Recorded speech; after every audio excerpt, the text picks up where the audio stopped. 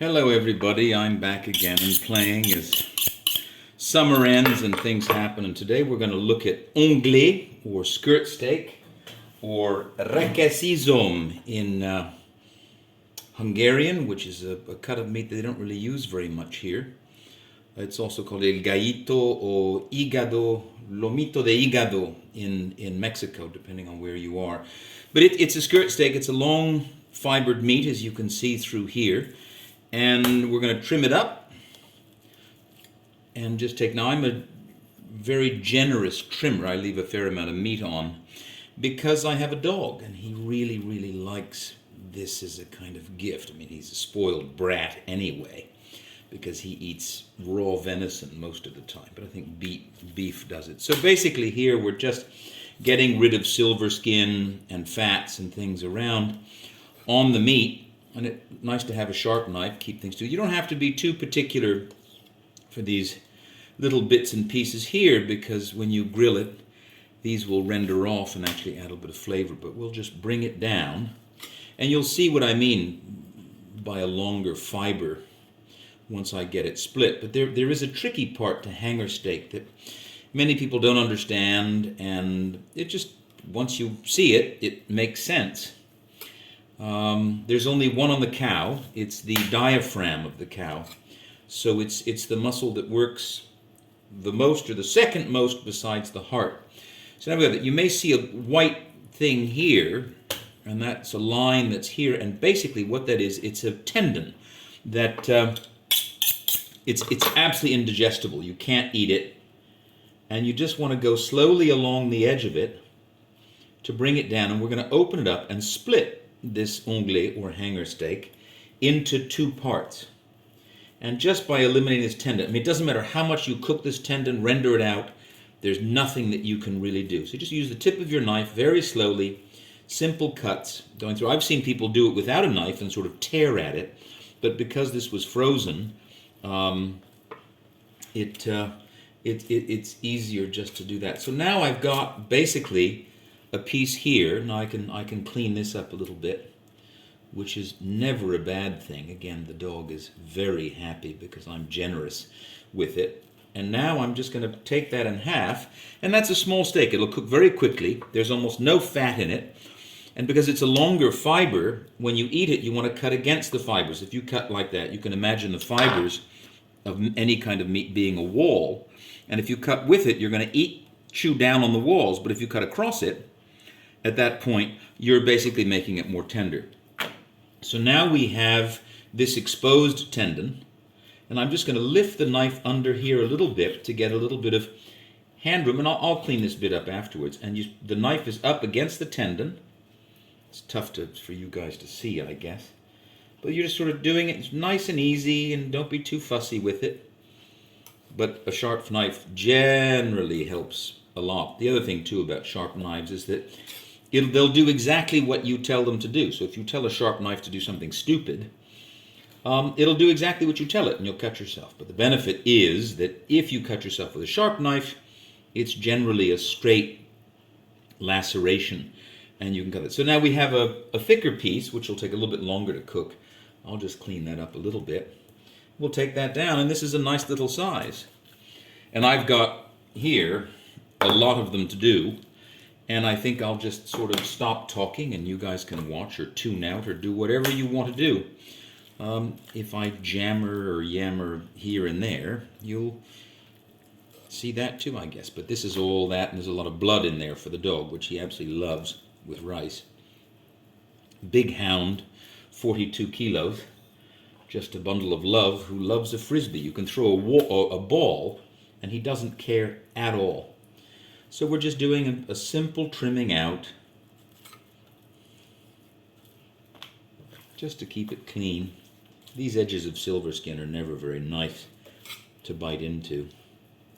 The hanger steak is also very good for a stew, but you don't have to cook it for 3-4 hours. You marinate it and you can cook it for about an hour, and that generally does everything it needs to do. It's perfect.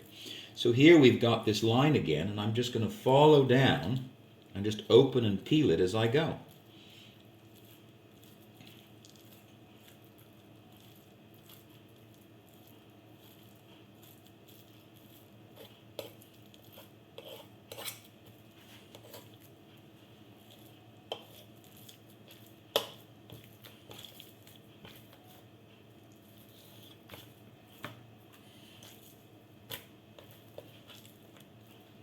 See that nice little bit I left for the dog? I could have trimmed a lot more tightly, and if I were in a restaurant I would, but because I'm home and I love the dog, I'm a generous trimmer. I've also seen people go like this and put it down as though you were pulling, like getting fish skin off, and that can work too. But generally you leave a little bit here and there. Now I cut this tendon so the dog doesn't have to chew through it. It's really a very, very thick piece of meat. You see that pulling part leaves a little bit here, which isn't very nice, so I'm going to have to go in and be fiddly, but I wanted to show you a different option. The really interesting thing about butchery in general is that every country does things a little bit differently based upon the style of food and how they cook and how they eat. And there's no wrong way. I mean, there are a couple of wrong things from a fiber perspective that you don't ever want to do. This is a kind of handle at the end, which is fibered this way, and I'll go in and peel that a little bit later. But we have a nice little piece, and these will all be nice. They're just cut across like this into medallions.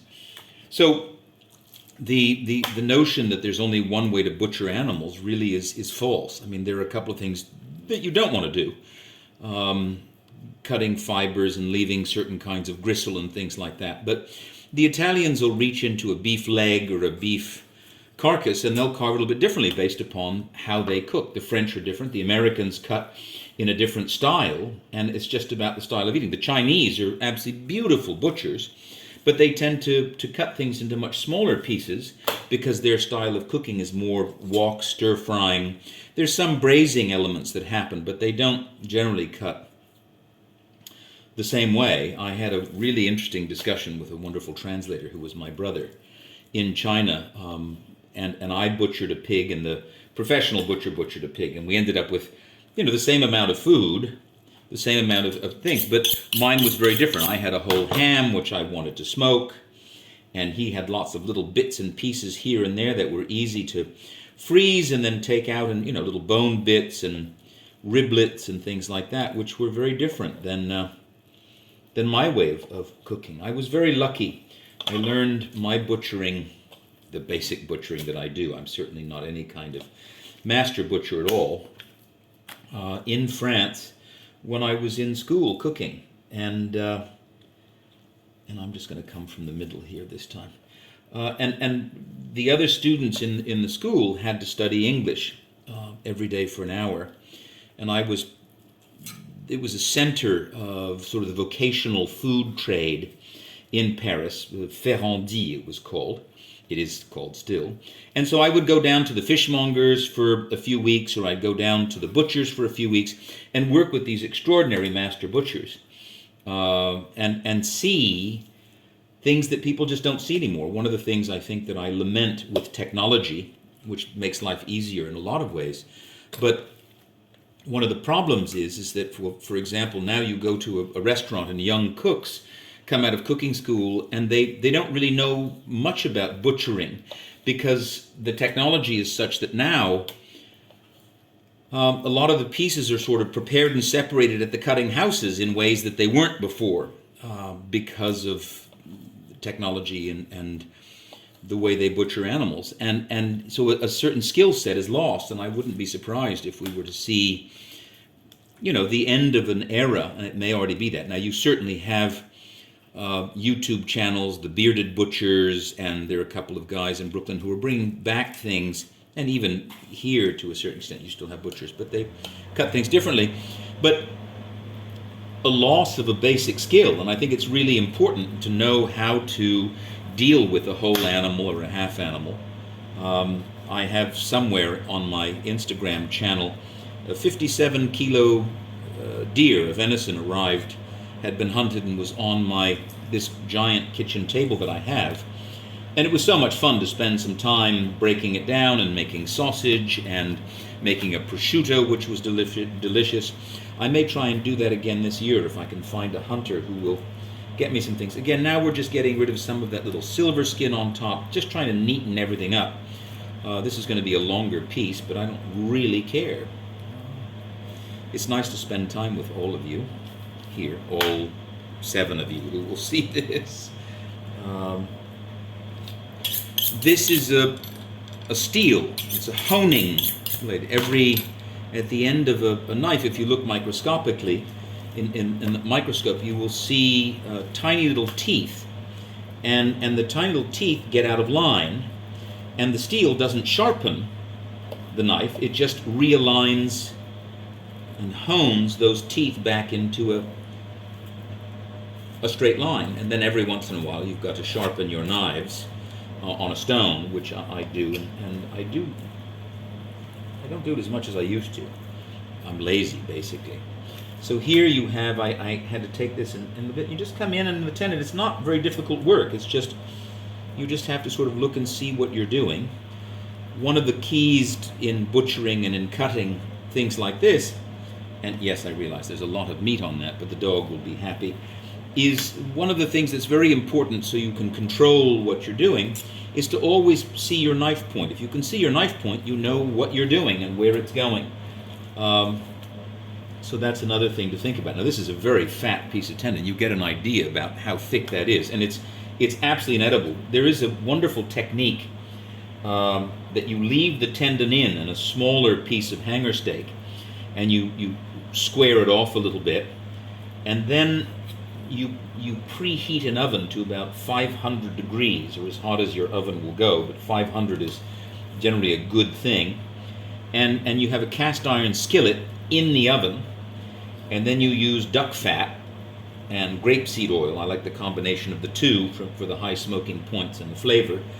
Never olive oil, which gets a little bit rancid. It's not very good for you if you heat it to a smoking point beyond healthy. And what happens, this tendon, this is a messier piece, but this tendon, with the heat, suddenly retracts, and you get a little roast beef, which is very nice. And when you cut it and you're serving it, you have to remove that tendon, but that's never a problem to do. It's a very versatile cut of meat, and it was also called the butcher's tenderloin because there's only one on the animal, and it's hard to sell. So you get, and butchers in the old days would get a whole carcass, and they would know how to deal with the whole carcass. Once I'm done with this, I'm gonna put these onto a rack, and I'm gonna lightly salt them and let them sit and sort of let the salt penetrate the flavor into the meat and draw out excess moisture. As I said, because these were frozen. I have to shout out to my friends at NPK Beef here in Budapest, and they have Charolais beef cows, and they've got regular grey cattle, but I'm very lucky to get from them the Charolais beef cows, which is really the only cut of meat that I eat from them, which is this, just because I love the flavor, and it's generally it's a less expensive cut. Because of the long fibers, it's a little bit chewier. You have to work for it, but the flavor is extraordinary. And I will say this, I almost prefer it the next day cold in a beef salad where you can, put a salsa macha or something like that, and you just have it, and it's absolutely tender. It sort of has some time to get things through. This is, again, you can see a very, very thick piece of tendon. Just very, very slowly here this time. See if we can't.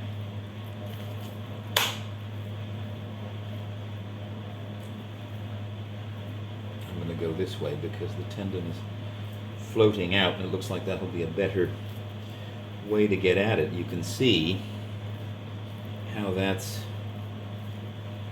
coming through, and it's just bringing the knife along the tendon, down along it, so you're not cutting and gouging at the meat too much. This is a flatter one, so you see it's wider down here, and you just want to bring it down. And again, because of there, you see that? Now it just opens right up. And there is a technique in France where you can just literally pull it apart, but that has to be a very, very fresh cut. So now we've got that coming out, and this, as I said, you saw, was a little bit messier piece. This one I'm going to be a little bit more careful. So that really comes all the way down to here, and the two sides separate. This one looks as though when the butcher was taking it out of the animal and cutting it, they didn't really pay attention, so it's a little bit rattier looking. But that means the salt and flavors will will adhere to it.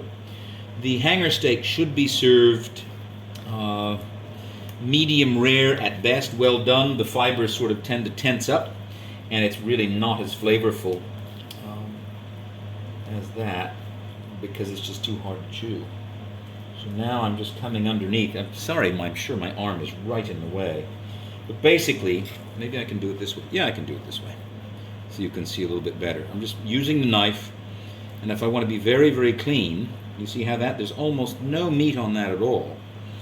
Poor dog will be less happy, but he's got enough going on. So this will be part of half a meal for him with rice. That's very good. Anyway, that's the treatment of a hanger steak and how you begin to do it. And here's a big piece of silver skin I didn't clean up to begin with. And here, just run the knife, and like I said, I'm being very generous because of the dog. Because I love the dog. And hey, they should have something good too. This cow can or things, and it ends up being cheaper. Lots of good stuff to chew on. I suppose I could probably even take these and dry them somehow and create sort of hard, dry chew toys for the dog. But that's not to be. So this is going to have to go in and very gently. This is going to be a very happy camper dog. So just some of this little bit of stuff here coming off, and we're almost done. We got through 5 of them pretty quickly. I'm going to have to look at that a little bit, but I won't do that for you. And then the other thing that we're having tonight is this perfect beef heart. And what I'm going to do with this is I'm going to cut down like that, and I'm going to cut sort of sashimi-like pieces and create a dip with soy sauce and sesame and salt and ginger so that people can dip it in. We will eat it raw. I went to the lake, Balaton, this past weekend and got some straw and some hay, and so what I will do is take some of the smaller pieces under a griddle, a grate, and a rack, and I will tataki flame them so they'll be charred on the outside with the very, very hot. There's a nice piece. He loves the heart, but the heart, there's almost no waste at all except when you get to the ventricles, but this is a piece that I've had that put together. Anyway, I hope you've enjoyed this very meaty, lengthy video, and I really hope you're all very, very well. Thanks for tuning in.